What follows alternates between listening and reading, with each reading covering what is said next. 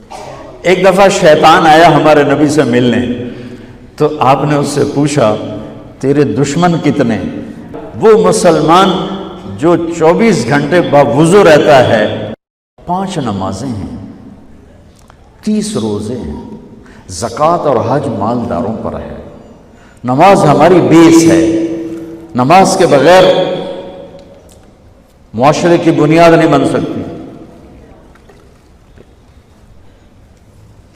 کسی حال میں بھی نماز معاف نہیں ہو سکتی۔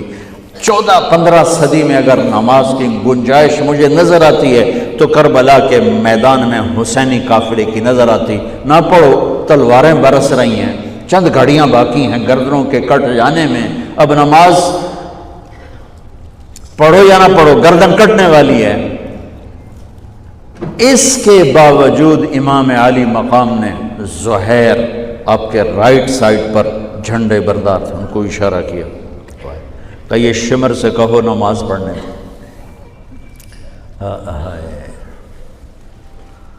تو انہوں نے آگے بڑھ کے کہا نماز پڑھنے دو، تھوڑی دیر کے لیے رک جاؤ۔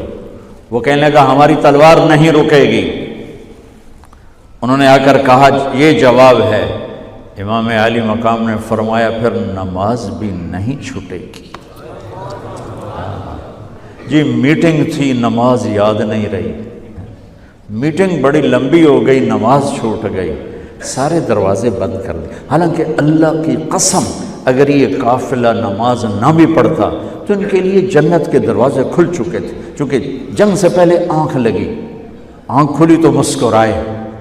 تو بہن نے پوچھا یہ کوئی ہنسنے کا وقت ہے؟ موت سر پہ کھڑی، کہنے لگے یہی تو ہنسنے کا وقت ہے۔ خواب میں اللہ کے نبی آئے ہیں، کہہ رہے ہیں بیٹا میں لینے کے لیے آ چکا ہوں۔ پھر نماز نہیں چھوڑی تو پی آئی اے والا کہہ سکتا ہے کہ جو میں جہاز اڑا رہا تھا نماز چھوڑ گئی۔ ارے بھائی پوچھو علماء سے سفر میں کیسے پڑھنی ہے، آسانی کر دی، چھوٹی کر دی، معافی نہیں ہے۔ اگر معافی ہوتی تو اس حسینی قافلے کو ہوتی۔ آدھے نماز پڑھو آدھے جنگ کرو۔ اب تو 1440 ہجری ہو چکی ہے، 1440 سال میں سب سے خوبصورت نماز جو پڑھی گئی کربلا کے میدان میں پڑھی گئی، سب سے خوبصورت سجدہ جو کیا گیا کربلا کے میدان میں کیا گیا۔ اور زمین نے بھی کیا فخر کیا ہوگا کربلا کی زمین نے کہ آج کون ہیں جن کے ماتھے میرے اوپر ٹک کر یوں لگ رہے ہیں جیسے ٹیکا میرے ماتھے پہ آ گیا۔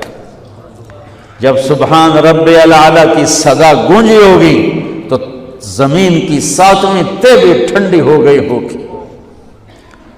تو میرے نبی کا نواسا ہمارے لیے دروازے بند کر کے جا رہا ہے۔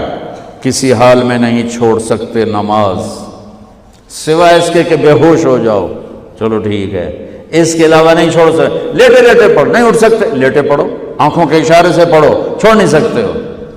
آدھوں نے نماز پڑھی، آدھوں نے جنگ کی، پھر آدھوں نے نماز پڑھی اور سب نے جنگ کی، اور عصر میں سب سر نیزے پہ چڑھ چکے تھے۔ عاشق کا جنازہ ہے، ذرا دھوم سے نکلے، محبوب کی گلیوں سے ذرا گھوم کے نکلے۔ ہمارے دفتروں میں، بازاروں میں، گھروں میں نماز زندہ ہو جائے۔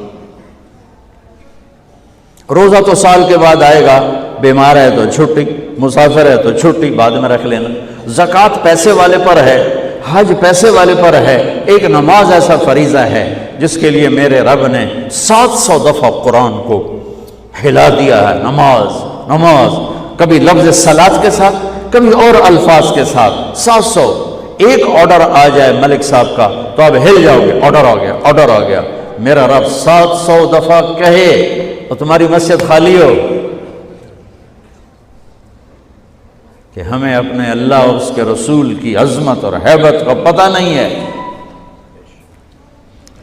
نماز کے بعد زندگی اگر ساری نماز بنانا چاہتے ہیں، نمازیں کتنی ہیں بھائی بولو؟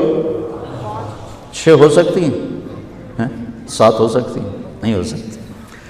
اگر ساری زندگی نماز بنانا چاہتے ہو کہ میری پوری زندگی نماز بن جائے، چاہے میں آفس میں ہوں، چاہے میں جوڑیا بازار میں ہوں، چاہے میں جہاز اڑا رہا ہوں، چاہے کھوتا ریڑی۔ ایک حدیث سناتا ہوں، صرف ایک حدیث، اس ایک حدیث پہ عمل ہو جائے تو ساری زندگی عبادت بن جائے گی، ساری زندگی بندگی بن جائے گی۔ میرے نبی نے فرمایا اربع اذا کانت فیک، کہ میری امت 4 باتیں لے لو۔ میں قربان جاؤں، میرے نبی بڑے بڑے وظیفے نہیں بتاتے تھے، اپنی امت کو مشقت میں ڈالنے سے بچتے تھے،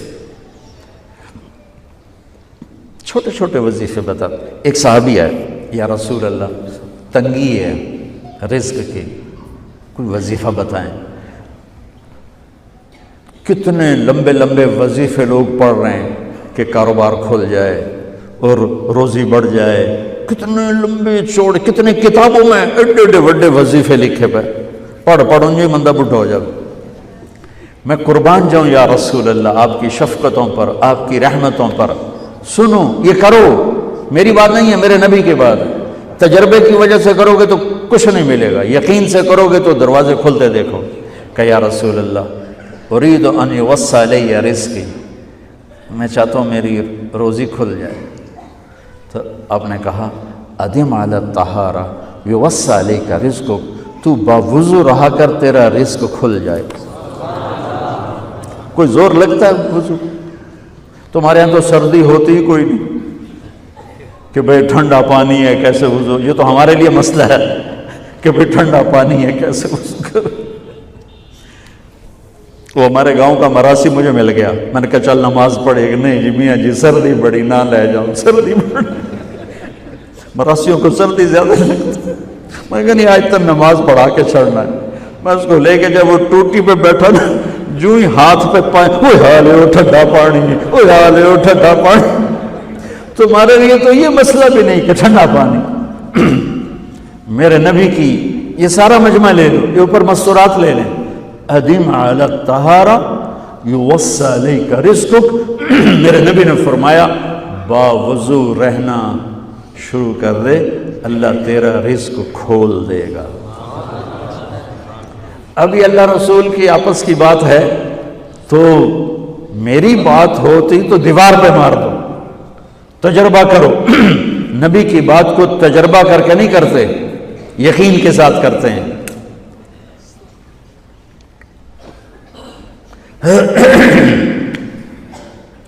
ادم علی الطہارہ یوسع علیک رزقک، باوضو رہا کر۔ اچھا باوضو رہنے کے اور فائدے، اللہ پیار کرتا ہے، شیطان ڈرتا ہے، اور وضو ہوگا تو نماز آپ ہی پڑھی جائے گی، چلو یار وضو ہے 4 فرض ہی پڑھ لو گی۔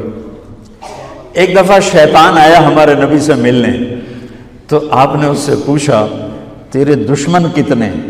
کہنے لگا 15۔ آپ نے فرمایا کون کون ہے؟ کہنے لگا پہلا تو تھوڑا ہی نمبر ہے، پہلا نمبر تو تھوڑے نال میرا لگو ہے۔